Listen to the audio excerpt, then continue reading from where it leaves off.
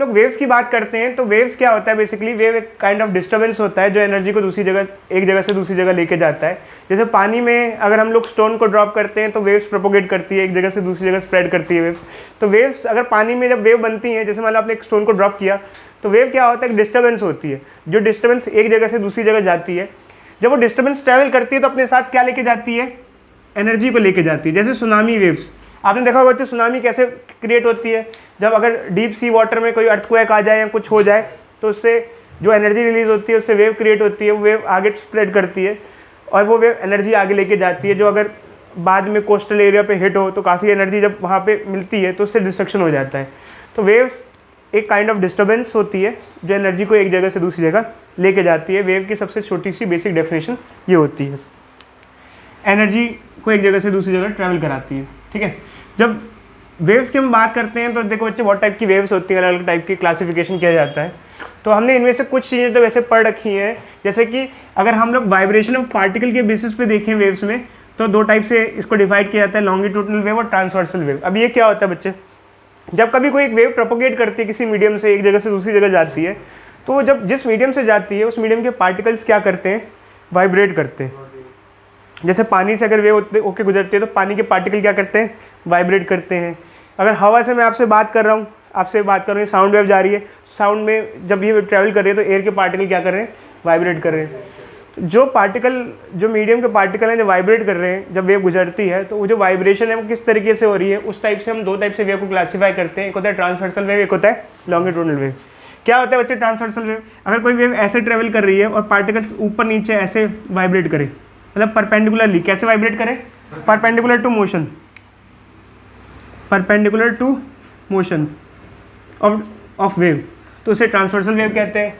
और longitudinal wave में क्या होता है बच्चे, हम लोगों ने जब साउंड चैप्टर पढ़ा था 9th क्लास में तो हमने कंप्रेशन रेयरफेक्शन के बारे में पढ़ा था, याद आ रहा है कुछ, नहीं आ रहा?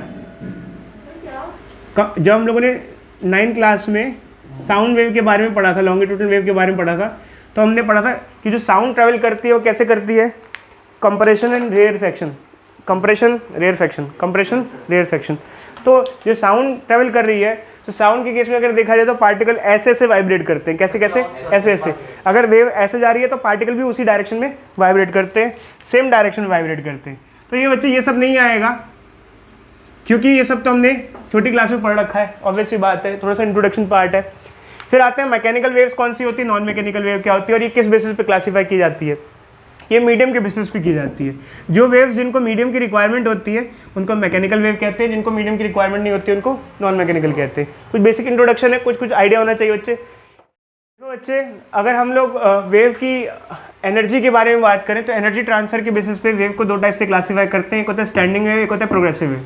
प्रोग्रेसिव वेव क्या होता है, जैसे मान लो आप पानी में किसी स्टोन को ड्रॉप करते हो, तो स्टोन को जब ड्रॉप करते हो तो वेव बनती है और वेव चलती जाती है, बहुत दूर तक जाती है, जितना भी है उतनी दूर तक जा सकती है। जो वेव बहुत दूर तक जाए और मतलब कहीं तक भी जा सके उस वेव को प्रोग्रेसिव वेव कहते हैं। जैसे मेरी साउंड वेव है, अब मैं जितना दूर बोलूँगा उतनी दूर तक जितनी जा सकती है वो जा सकती है, ऐसी वेव कहलाती है प्रोग्रेसिव वेव। बट एक होती है स्टैंडिंग वेव। स्टैंडिंग वेव एक ही रीजन में कन्फाइंड होती है, उसकी एनर्जी उस रीजन से बाहर नहीं जा सकती। जैसे गिटार की स्ट्रिंग को हम प्लग करते हैं, जब गिटार की स्ट्रिंग को प्लग करते हैं तो क्या होता है बच्चे, जब हमने स्ट्रिंग को प्लग किया तो एनर्जी दी तो वो वेव इधर जाएगी फिर इधर जाएगी। आपने देखा जब आप स्ट्रिंग को प्लग करते हो तो वेव वाइब्रेट करती रहती है, वो वेव वाइब्रेट करती रहती है क्योंकि उसके अंदर एनर्जी कभी टकरा के इधर जा रही होती है, कभी इधर जा रही होती है। तो वो जो वेव चलती है उसके अंदर आगे पीछे तो वो वाइब्रेट करती रहती है जब तक वो पूरी की पूरी डैम नहीं हो जाती, मतलब उसकी एनर्जी लॉस नहीं हो जाती, तब तक वो वाइब्रेट करती रहती है। बट आप गिटार के अंदर देखना, जब प्लग करते हो तो स्ट्रिंग को छोड़ के वेव कहीं और नहीं जाती है, स्ट्रिंग में ही रहती है, समझे। जैसे अभी मैं बात कर रहा हूँ आपसे, साउंड वेव मेरी दूर तक जा रही है, जहाँ तक जा सकती है वहाँ तक जा सकती है, कन्फाइंड नहीं है। बट वहाँ पर वेव क्या हो जाती है, कन्फाइंड हो जाती है। जब वेव एनर्जी किसी एक रीजन में कन्फाइंड होती है उसे हम स्टैंडिंग वेव कहते हैं, और जब कन्फाइंड नहीं होती उसे हम कहते हैं प्रोग्रेसिव। तो अच्छा ये कुछ बेसिक आइडिया है चीज़ों के बारे में, जबकि हमारे किसी खास काम का नहीं है। एग्जामिनेशन में कोई बेसिक चीज़ें इतनी नहीं आती हैं, अच्छी चीज़ें ही पूछी जाती हैं, ठीक है। तो हम अब आगे में इंपॉर्टेंट चीज़ों पर आते हैं, ठीक है। तो हम जिस टॉपिक पे आ रहे हैं इसका नाम है वेव इक्वेशन। अब सबसे पहले क्वेश्चन ये आता है कि वेव इक्वेशन क्यों बनाई जाती है, क्या करती है, किस काम आती है और हम पढ़ते क्यों हैं, सारी की सारी चीज़ें। अब वेव इक्वेशन होता क्या है, देखो जैसे कोई एक मीडियम है, जैसे कोई स्ट्रिंग है यहाँ बंधी हुई है, आपने इसको जर्क दिया ऐसे, या फिर आप कंटिन्यूसली वेव क्रिएट कर रहे हो, तो ऐसे यहाँ से कंटिन्यूसली वेव जा ही जा रही है, यूँ ऐसे जाई जा रही है, ठीक है, जा रही है ना, ट्रैवल कर रही है। खैर हमने तो अभी फिगर में ऐसा ड्रॉ किया है, क्योंकि ये ट्रैवल करेगी तो मैं इसको ट्रैवल करते हुए दिखा नहीं सकता, क्योंकि मेरी तो स्टैटिक फिगर है। एक्चुअली क्या होता है, वेव जब चलती है तो डायनामिकली आगे बढ़ती जाती है ना, तो डायनामिकली बढ़ती है। खैर हमारी फिगर ऐसी है। अब ये वेव इक्वेशन क्यों पढ़ते हैं, किस काम की होती है? देखो अच्छा, वेव इक्वेशन की जब हम बात करते हैं, जब कभी कोई एक मीडियम से वेव ट्रैवल करती है, जैसे मान लो ये एक स्ट्रिंग है, क्या है बच्चों, एक स्ट्रिंग को आप यूँ कर रहे हो, तो ये ऐसी वेव्स बन जाती हैं उसके अंदर, ठीक है। तो अब इसके अंदर जब वेव ट्रैवल करेगी, ये वेव ट्रैवल करेगी, अब जब कोई किसी एक स्ट्रिंग में वेव ट्रैवल करती है, तो इस स्ट्रिंग के जो पार्टिकल है वाइब्रेट करते हैं, जैसे कोई पार्टिकल है स्ट्रिंग के ऊपर नीचे वाइब्रेट करते हैं, देखा है ना आपने अच्छे, जब स्ट्रिंग में वेव चलती है तो वेव ऐसे ऐसे करते हो आप ऊपर नीचे, तो पार्टिकल यूँ यूँ ऐसे जाते हैं। तो जब वेव चलती है तो मीडियम के पार्टिकल क्या करते हैं, ऑसिलेट करते हैं। क्या करते हैं? Particles of medium oscillates. जब ऑसिलेट करेंगे तो कभी कहाँ होंगे, कभी कहाँ होंगे। देखो जैसे आज अभी हमने एक फोटो खींची, इस फोटो में ये पार्टिकल यहाँ पर है, ये पी पार्टिकल नाम का, क्या कुछ देर बाद भी ये पी यहीं रहेगा या फिर कहाँ जाएगा? मूवमेंट होती रहेगी इनकी, मतलब कभी वो बीच में आ जाएगा, कभी वो नीचे आ जाएगा। इसका एक एग्जांपल देते हैं बच्चे, कोई आगे पीछे नहीं जाएगा। वेव जब कभी वेव ट्रेवल करती है उसके पार्टिकल ऑसिलेट करते हैं, बट अपनी पोजीशन चेंज नहीं करते, बस आगे पीछे जा सकते हैं। एक एग्जांपल देते हैं बच्चे, कोई हंसेगा नहीं, सिर्फ ध्यान देंगे बच्चे। मान लो ये बच्चा है अनिरुद्ध, ये बीच के किनारे बैठा हुआ है, अकेले बैठा हूँ ना, अकेले बैठा गोवा वाले बीच पे, ठीक है। अब ये देखा, अभी लोग भाई इंडिया में तो नहीं हूँ मैं। देखो बच्चे, इसलिए बोल रहे हैं ना कोई कमेंट नहीं करेगा, इसलिए कमेंट मत करो। इधर देखो बच्चे, अब क्या है कि लोग यहाँ कम नहीं होते, किसी ने प्लास्टिक की बोतल सी में डाल दी है, समुद्र में प्लास्टिक की बोतल डाल दी है, तो ये प्लास्टिक की बोतल समुद्र में पड़ी हुई है यहाँ। तो अभी वेव दूर से आ रही थी, ऐसे यहाँ से वेव आ रही थी ऐसे, थोड़ा सा फिगर ऊपर नीचे हो गई। बट अब एक्चुअली क्या होगा, जब ये वेव आगे बढ़ेगी तो ये प्लास्टिक की बोतल क्या यही रहेगी, ये जैसे मान लो ये वेव आ रही है यूँ, ये वेव आ रही है यूँ, तो ये वेव धीरे धीरे आगे बढ़ेगी, तो थोड़ी देर बाद ये वेव यहाँ की जगह आगे खिसक जाएगी। जैसे मान लो फिगर चेंज कर देते हैं, ये आ जाएगी, और ये बोतल अब जैसे ही अगर वेव इधर आ गई तो बोतल क्या आ गई, ऊपर आ गई, ठीक है ऐसे। फिर थोड़ी देर बाद आप देखोगे तो क्या होगा, जब ये और आगे गुजरेगी, ये पूरी यहाँ से यहाँ तक पूरा हिस्सा गुजर जाएगा, तो क्या होगा, फिर से ये बोतल किधर आ जाएगी, नीचे आ जाएगी, क्योंकि पूरी आधी वेव गुजर गई है। समझ रहे हो? ऐसे मान लो ये फिर से नीचे आ गई, क्योंकि ये पूरी हाफ वेव क्या हो गई, पूरी हाफ वेव क्या हो गई, गुजर गई। तो जैसे जैसे वेव गुजरेगी तो ये जो बोतल है ये क्या करेगी, वेव के चक्कर में कभी ऊपर जाएगी, कभी नीचे जाएगी। सर आगे भी तो जाएगी। एक्चुअली क्या है बच्चे, मतलब मैं एग्जांपल दे रहा हूँ बच्चे अभी फिलहाल। तो जैसे ये तो सिर्फ ये है कि आगे जाएगी नहीं जाएगी, एक्चुअली मीडियम के जो पार्टिकल्स होते हैं वो आगे नहीं जाते। स्ट्रिंग है, स्ट्रिंग का पार्टिकल आगे नहीं जाएगा, वो क्या करेगा, सिर्फ जब वेव आगे बढ़ेगी तो ऊपर और नीचे जाएगा, ऑसिलेट करेगा अपना। अब जैसे ये पार्टिकल पी है, तो ये पार्टिकल पी जब ये जो वेव आगे खिसक जाएगी तो पार्टिकल नीचे आ जाएगा, फिर और आगे जाएगी तो फिर नीचे आ जाएगा, फिर ऊपर जाएगा। तो ये पार्टिकल पी किस तरीके से ऑसिलेट करेगा, ऊपर नीचे ऑसिलेट करता रहेगा, क्योंकि स्ट्रिंग का पार्टिकल स्ट्रिंग तोड़ के थोड़ी चला जाएगा। समझ रहे हो बच्चे, समझ रहे हो? तो वो पार्टिकल क्या करेगा, ऑसिलेट। जैसे मान लो यहाँ पे एक हमने मोती बांध दिया, मोती स्ट्रिंग के ऊपर, तो आप जब मोती को देखोगे तो कभी वो मोती नीचे जा रहा है, कभी वो मोती ऊपर जा रहा है। तो जब एक वेव ट्रैवल करती है किसी एक मीडियम से, तो उसके पार्टिकल क्या करते हैं, ऑसिलेट करते हैं अपनी पोजीशन पर। अब क्या है हमारा वेव इक्वेशन से क्या मतलब है, वेव इक्वेशन का काम क्या होता है बच्चे, जैसे कोई पार्टिकल है उसकी किसी टाइम पर क्या डिस्प्लेसमेंट है या क्या पोजीशन है, ये बताने का काम करता है। अब किसी टाइम पे पोजीशन का मतलब क्या है, देखो जैसे पार्टिकल है, पी पार्टिकल है, अभी किधर है, ये ऊपर है, कुछ देर बाद क्या ऊपर आएगा, नहीं, कुछ देर बाद ये नीचे आ गया, किधर आ गया, किसी देर बाद वो कहाँ पर होगा, उसकी डिस्प्लेसमेंट क्या होगी, इधर इस लेवल से ऊपर होगा, नीचे होगा, कहाँ होगा, कितनी दूरी पे होगा। इसको बताने के लिए वेव इक्वेशन यूज़ करते हैं। समझे बच्चे? Wave equation tell about the position of particles.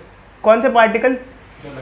जो मीडियम का पार्टिकल है, क्योंकि जब वेव उस मीडियम से गुजरेगी तो पार्टिकल क्या करेगा? ऑसिलेट करेगा, और ऑसिलेशन में किसी टाइम पे उसकी क्या पोजीशन होगी वो एक वेव इक्वेशन बताती है। अब इस इक्वेशन में क्या क्या चीज़ें क्या क्या है देखो, जो और ये कैसे डिराइव हुई, कैसे डिराइव हुई, हमारा कोई लेना देना इस चीज़ से बिल्कुल भी नहीं है, बट इस इक्वेशन में क्या क्या क्या चीज़ें क्या क्या है ये हमारा बहुत इंपॉर्टेंट चीज़ है। ए तो बच्चे एम्पलीट्यूड हो गया। एम्पलीट्यूड क्या होता है पता है बच्चों? मैक्सिमम वाइब्रेशन, मैक्सिमम कितनी ऊपर तक जा पा रही है वेव, ये एम्पलीट्यूड हो गया। ठीक है, एक्स क्या हो गया बच्चे? अब ये एक्स है, ये पोजीशन ऑफ पार्टिकल है, पोजीशन ऑफ पार्टिकल। ये डिस्प्लेसमेंट मान लो, इसको डिस्प्लेसमेंट लिख देते हैं।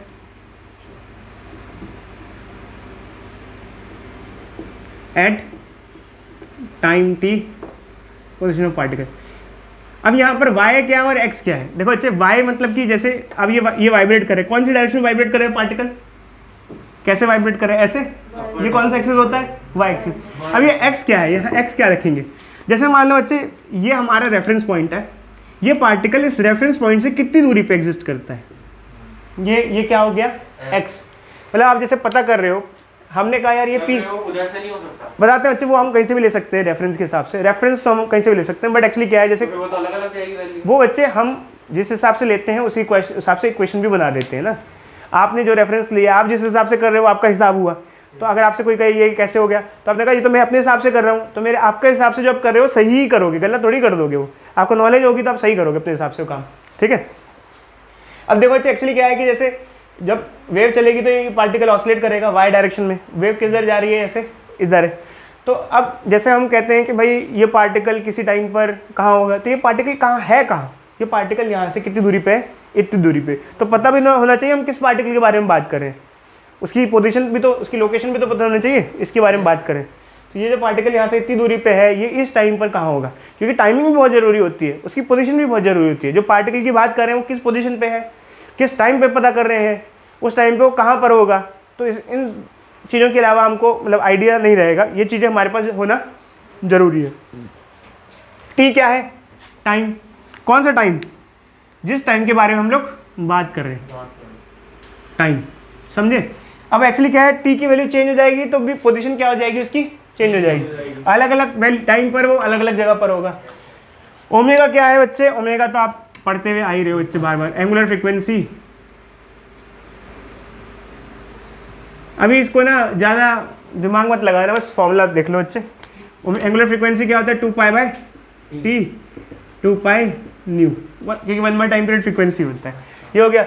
अब यहाँ पर एक नई चीज़ आई, बच्चे कहते हैं सर के क्या है? के तो अभी तक कुछ नहीं देखा सर हमने। के का नाम होता है बच्चे वेव नंबर। अब इसके चक्कर में भी ज़्यादा मत पढ़ना, बस फॉर्मूला देख लो क्या होता है, ज़्यादा कहीं किसी के चक्कर में पढ़ना नहीं है आप लोगों को। के 2π/λ, तो भाई वो इतना इधर इधर इधर इधर इधर इधर इधर इधर वेव नंबर। ठीक है, तो हमें कुछ और कुछ मालूम नहीं करना बच्चे, कुछ चीज़ें मालूम करनी है। अब इन सब से मिलके क्या बन जाती है? एक इक्वेशन बन जाती है। ठीक है बच्चे, बोलो। k = 2π/λ होता है, ये वेव लेंथ होता है, वेव लेंथ, वेव की लंबाई। जैसे ये एक वेव है, इसकी कितनी लंबाई है, इसे कहते हैं वेव लेंथ। तो बच्चे हमारे पास एक क्वेश्चन दे रखा है कि एक वेव इक्वेशन ये दे रखी है हमें, कोई एक वेव है जो चल रही है, ट्रैवलिंग वेव है, ट्रैवलिंग वेव की इक्वेशन है, और इस इक्वेशन में हमसे पूछा गया है फाइंड फर्स्ट। कोई बच्चा ना अभी नहीं बताएगा, कॉपी में सब लिखना, ऐसा नहीं चिल्लाते रहेंगे ये होगा वो होगा।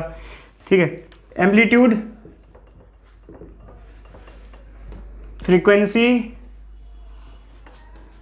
Wavelength, fourth speed of wave. अब स्पीड ऑफ वेव मैंने नहीं बताया आप लोगों को, बट देखते हैं कोई बच्चा कर पाता है अपने आप। ये सब इन्फॉर्मेशन देनी है इस वेव इक्वेशन से हम इसे सिंप्लीफाई करते हैं। तो अगर हम इसे इस इक्वेशन से कंपेयर करें तो यहाँ एम्पलीट्यूड की जगह क्या आ जाएगा? 2 आ जाएगा। यूनिट लिखी होनी चाहिए, जैसे यहाँ मीटर लिखी हुई होगी तो एम्पलीट्यूड को हम लिख देंगे, यहाँ क्या हो गया? 2 मीटर। फिर क्या फ्रीक्वेंसी पूछा है, फ्रीक्वेंसी बच्चे क्या होता है? फ्रीक्वेंसी किस इक्वेशन में आता है? इसमें आता है। ओमेगा पता हो तो फ्रीक्वेंसी पता होगी। ओमेगा क्या होता है? अब कई बार बच्चे हमको मालूम नहीं चलता क्या है, तो यहाँ पर बच्चे कहते हैं सर हमको कैसे पता चले कौन सी चीज़ के है और कौन सी चीज़ ओमेगा है। टी के साथ वाला क्या होता है, ओमेगा। अब यहाँ कैसे पता चल रहा है, हो सकता है आगे पीछे कर दें लोग, रीअरेंज कर दें, कैसे मालूम चलेगा। देखो टी के साथ वाला क्या होता है, omega.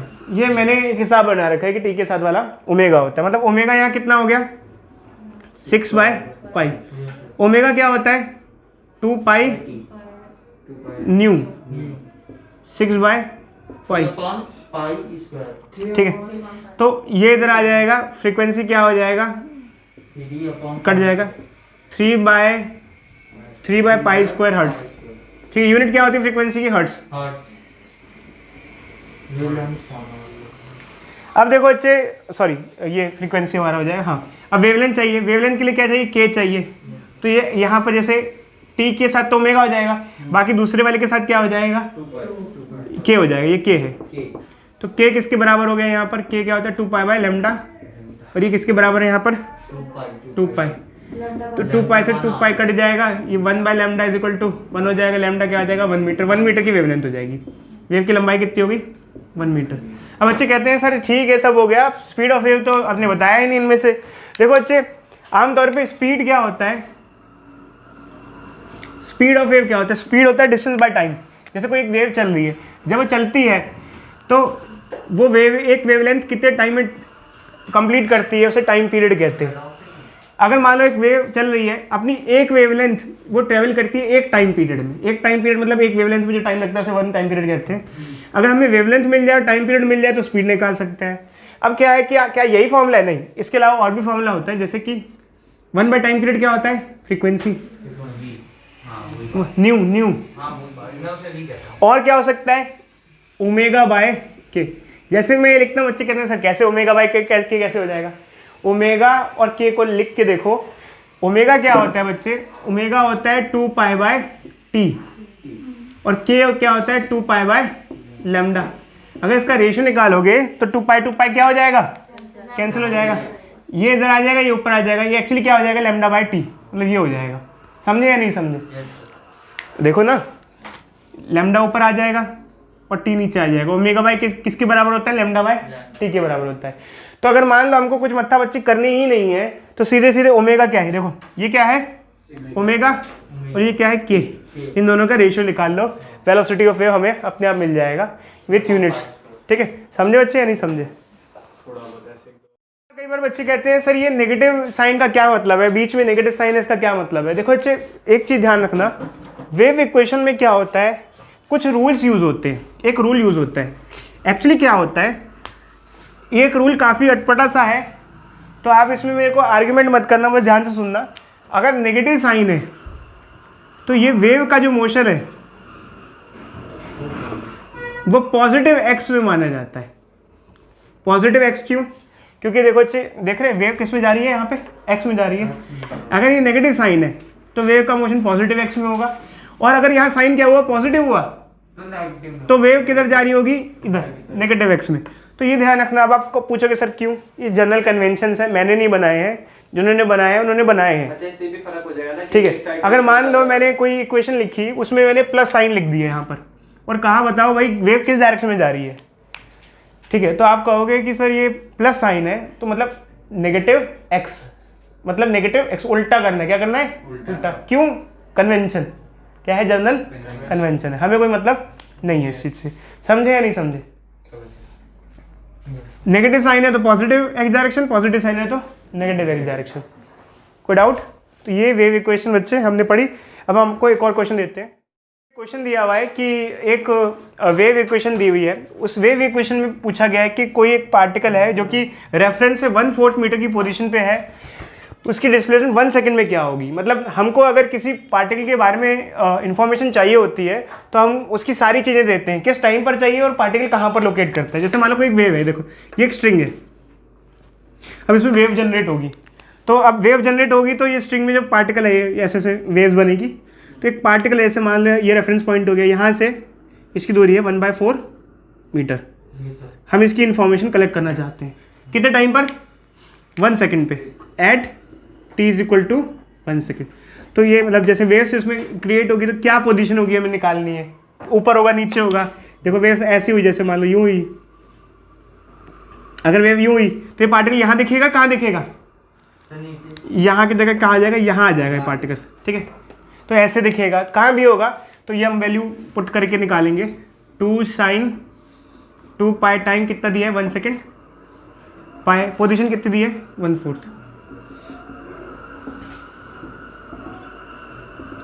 2 pi minus pi by 4 कितना होता है बच्चों, ये कितना कितना आ जाएगा, ये एंगल के हिसाब से कितना हो जाएगा 270 डिग्री, 360 माइनस 45 क्या होगा, इसे क्या बोलेंगे, ये नहीं उससे हो जाएगा ना ये। ठीक है, ये आ जाएगा। अब एक्चुअली क्या है, इसमें बच्चों ने, कईयों के पास मैथमेटिक्स इतनी स्ट्रांग नहीं है जो निकाल पाए। मैं बता देता हूँ बच्चे, देखो बच्चे एक्चुअली मैं कैसे निकालूंगा, मेरा रूल सर्कल वाला है, मैंने आपको साइन कॉस सर्कल से सिखाया था, ठीक है। साइन यहाँ से चालू होता है, यहाँ से यहाँ तक घूम के कितना आ जाएगा 2 पाई, बट 2 पाई में से कितना माइनस करना है, पाई बाय 4, मतलब 2 पाई घूम कर आए, फिर पाई बाय 4 पीछे चले गए, यहाँ आ गए। तो मैंने आपको बताया था बस बच्चों, ये एक्चुअली क्या होता है, पाई बाय 4 मतलब 45 डिग्री, जैसे साइन 45 होता है, 45 के बाद क्या आता है यहाँ पर 90 प्लस 45 कितना होता है 135, फिर 180 प्लस 45 कितना होता है 225, फिर 270 प्लस ये 315। तो मैंने बताया था कि ये सब सेम लेवल पे सबकी वैल्यू सेम होती है, बट ये ऊपर है तो इसकी वैल्यू पॉजिटिव होती है, उनकी वैल्यू नेगेटिव। जो साइन 45 की वैल्यू होती है वही साइन 135 की वैल्यू होती है, 225 और 315 की वैल्यू भी सेम होती है, बट वो ऊपर वाले पॉजिटिव में होती है, नीचे वालों की नेगेटिव। तो 315 हमको निकाला है ना, इसलिए यही निकाला है ना, यही निकाला ना। तो साइन 45 होता है 1/√2, बट ये नीचे तो क्या हो जाएगा, नीचे तो क्या हो जाएगा -1/√2, तो कितना आ जाएगा -√2, मतलब करीब करीब क्या आ जाएगा -1.41 मीटर। माइनस का मतलब क्यों है, क्योंकि वो रेफरेंस से क्या है नीचे है। अगर रेफरेंस से जैसे मान लो कुछ देर बाद ये ऊपर चला जाएगा रेफरेंस लाइन से, तो इसकी डिस्प्लेसमेंट क्या काउंट होगी, पॉजिटिव। अभी नीचे है तो क्या है, नेगेटिव है। समझे बच्चे, नीचे देखो ये पार्टिकल कहाँ दिख रहा है, नीचे दिख रहा है ना, तो नेगेटिव, ठीक है। 2 में नहीं लग सकते।